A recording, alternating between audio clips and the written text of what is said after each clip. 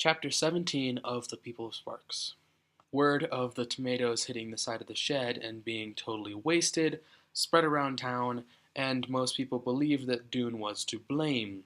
However, he said, he was sleeping the whole time, and other Emberites were like, no, he couldn't have, Dune wouldn't do this. And the villagers were like, well, how do you know he was sleeping the whole time? He could have snuck out and snuck back in without anyone noticing. And so there was sort of a tension between the villagers and the Emberites. And at noon, when Dune and his group went over to the Parton's house for lunch, they noticed it was a even smaller portion than usual. And Dune's dad is like, I believe there's been a mistake. And Miss Parton's like, oh, really, what? He's like, you seem to believe that my son actually wasted tomatoes. And she's just like, we don't believe in wasting food in this household. And he's like, well, neither do we, because he didn't do it. Miss Parton was like, well, if you didn't do it, then who did? And he's like, I don't know, maybe Torin, He's the one who accused me. And they're like, what? Why would he do it? We think he's a perfectly decent boy. And then when lunch was over and Kenny was helping passing out the parcels, he mouthed Dune 3 words, I believe you. And Dune was like, well, at least I know one person who's not an Emberite believes me.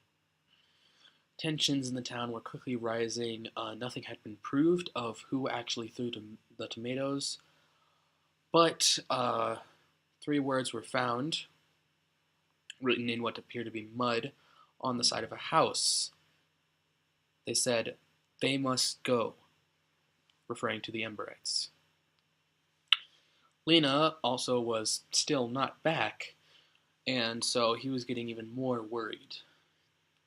Edward Pocket was advancing on the library. He was like, okay, I've done this much, and there's this much left to do. And he seriously doubts whether or not he's going to finish it in his lifetime. Sometimes Dune walked past the school, and often the kids called him names or threw some things at him, because everyone thought he threw the tomatoes.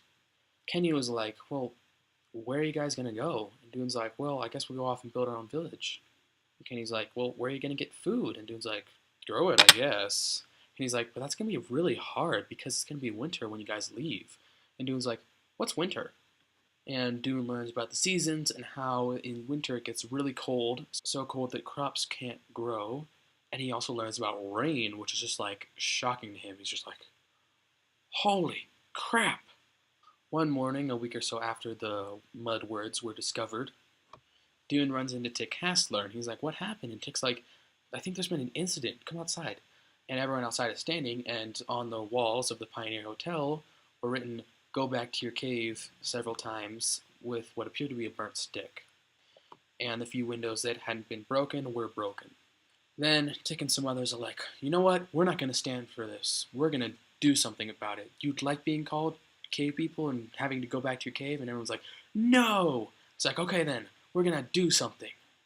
And the chapter ends.